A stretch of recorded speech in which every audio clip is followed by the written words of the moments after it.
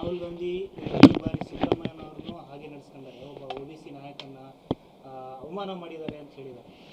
ನೋಡಿ, ಮಾನ್ಯ ಪ್ರಹ್ಲಾದ್ ಜೋಶಿ ಅವರು ಕೇಂದ್ರದಲ್ಲಿ ಮಂತ್ರಿಗಳು. ಕೆಲವೇ ತಿಂಗಳುಗಳ ಹಿಂದೆ ಸಿದ್ದರಾಮಯ್ಯ ಸಾಹೇಬ್ರ ಬಗ್ಗೆ ಏನೆಲ್ಲ ಮಾತಾಡಿದ್ರು, ಯಾವ್ಯಾವ ರೀತಿ ಸಂಬೋಧನೆ ಮಾಡಿದ್ರು ಅಂತಕ್ಕಂಥದ್ದು. ಈಗ ಇದ್ದಕ್ಕಿದ್ದಂಗೆ ಸಿದ್ದರಾಮಯ್ಯ ಸಾಹೇಬ್ರ ಮೇಲೆ ಅನುಕಂಪ, ಕರುಣೆ ಇವೆಲ್ಲ ತೋರಿಸುವಂಥದ್ದು ಕೇವಲ ರಾಜಕೀಯ ದುರುದ್ದೇಶದಿಂದ. ಇವತ್ತು ಯಾವ ರೀತಿ ಕಾಂಗ್ರೆಸ್ ಪಕ್ಷ ಯಾವುದೇ ರೀತಿ ಕೆಟ್ಟದಾಗಿ ಸಿದ್ದರಾಮಯ್ಯ ಸಾಹೇಬರನ್ನು ನಡೆಸ್ಕೊಂಡಿಲ್ಲ. ಇದು ಸುಮಾರು 6 ತಿಂಗಳಿಂದ ನಡೀತಾ ಇರ್ತಕ್ಕಂಥ ಚರ್ಚೆ. ಆದ್ದರಿಂದ ಸಿದ್ದರಾಮಯ್ಯ ಸಾಹೇಬರು ಪದೇ ಪದೇ ಹೇಳ್ತಾಯಿದ್ರು, ನಾವು ರಾಹುಲ್ ಗಾಂಧಿಯವರ ಏನು ಸೂಚನೆ ಕೊಡ್ತಾರೆ, ಪಕ್ಷದ ಹೈಕಮಾಂಡ್ ಏನು ಸೂಚನೆ ಕೊಡ್ತದೆ ಅದರಂತೆ ನಾನು ನಡ್ಕೊಳ್ತೇನೆ ಅಂತಕ್ಕಂಥದ್ದು.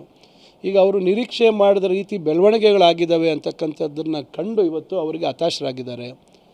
ದಯವಿಟ್ಟು ನಾನು ಮಾನ್ಯ ಪ್ರಹ್ಲಾದ್ ಜೋಶಿ ಅವರಿಗೆ ನೆನಪು ಮಾಡಲಿಕ್ಕೆ ಬಯಸ್ತೇನೆ, ಯಾವ ರೀತಿ ಯಡಿಯೂರಪ್ಪನವರನ್ನು ನೀವು ಬದಲಾವಣೆ ಮಾಡುವಂಥ ಸಂದರ್ಭದಲ್ಲಿ ಏನೆಲ್ಲ ಒತ್ತಡಗಳು ಹಾಕಿದ್ರಿ, ಏನೆಲ್ಲ ಮಾಡಿದ್ರಿ.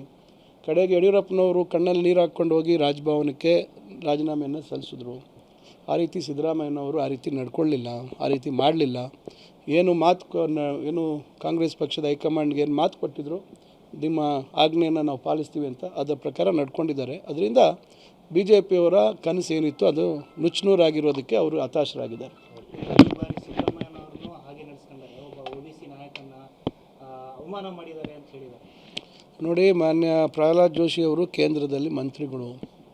ಕೆಲವೇ ತಿಂಗಳುಗಳ ಹಿಂದೆ ಸಿದ್ದರಾಮಯ್ಯ ಸಾಹೇಬ್ರ ಬಗ್ಗೆ ಏನೆಲ್ಲ ಮಾತಾಡಿದ್ರು, ಯಾವ್ಯಾವ ರೀತಿ ಸಂಬೋಧನೆ ಮಾಡಿದ್ರು ಅಂತಕ್ಕಂಥದ್ದು. ಈಗ ಇದ್ದಕ್ಕಿದ್ದಂಗೆ ಸಿದ್ದರಾಮಯ್ಯ ಸಾಹೇಬ್ರ ಮೇಲೆ ಅನುಕಂಪ, ಕರುಣೆ ಇವೆಲ್ಲ ತೋರಿಸುವಂಥದ್ದು ಕೇವಲ ರಾಜಕೀಯ ದುರುದ್ದೇಶದಿಂದ.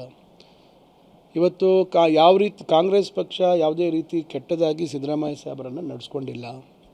ಇದು ಸುಮಾರು 6 ತಿಂಗಳಿಂದ ನಡೀತಾ ಇರ್ತಕ್ಕಂಥ ಚರ್ಚೆ. ಅದರಿಂದ ಸಿದ್ದರಾಮಯ್ಯ ಸಾಹೇಬರು ಪದೇ ಪದೇ ಹೇಳ್ತಾಯಿದ್ರು, ನಾವು ರಾಹುಲ್ ಗಾಂಧಿಯವರ ಏನು ಸೂಚನೆ ಕೊಡ್ತಾರೆ, ಪಕ್ಷದ ಹೈಕಮಾಂಡ್ ಏನು ಸೂಚನೆ ಕೊಡ್ತದೆ ಅದರಂತೆ ನಾನು ನಡ್ಕೊಳ್ತೇನೆ ಅಂತಕ್ಕಂಥದ್ದು. ಈಗ ಅವರು ನಿರೀಕ್ಷೆ ಮಾಡಿದ ರೀತಿ ಬೆಳವಣಿಗೆಗಳಾಗಿದ್ದಾವೆ ಅಂತಕ್ಕಂಥದ್ದನ್ನು ಕಂಡು ಇವತ್ತು ಅವರಿಗೆ ಹತಾಶರಾಗಿದ್ದಾರೆ.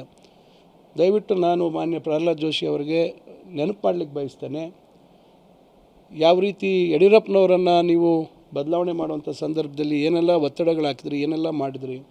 ಕಡೆಗೆ ಯಡಿಯೂರಪ್ಪನವರು ಕಣ್ಣಲ್ಲಿ ನೀರು ಹಾಕ್ಕೊಂಡು ಹೋಗಿ ರಾಜಭವನಕ್ಕೆ ರಾಜೀನಾಮೆಯನ್ನು ಸಲ್ಲಿಸಿದ್ರು. ಆ ರೀತಿ ಸಿದ್ದರಾಮಯ್ಯನವರು ಆ ರೀತಿ ನಡ್ಕೊಳ್ಳಿಲ್ಲ, ಆ ರೀತಿ ಮಾಡಲಿಲ್ಲ. ಏನು ಕಾಂಗ್ರೆಸ್ ಪಕ್ಷದ ಹೈಕಮಾಂಡ್ಗೆ ಏನು ಮಾತು ಕೊಟ್ಟಿದ್ರು, ನಿಮ್ಮ ಆಜ್ಞೆಯನ್ನು ನಾವು ಪಾಲಿಸ್ತೀವಿ ಅಂತ ಅದರ ಪ್ರಕಾರ ನಡ್ಕೊಂಡಿದ್ದಾರೆ. ಅದರಿಂದ BJPಯವರ ಕನಸು ಏನಿತ್ತು ಅದು ನುಚ್ಚುನೂರಾಗಿರೋದಕ್ಕೆ ಅವರು ಹತಾಶರಾಗಿದ್ದಾರೆ.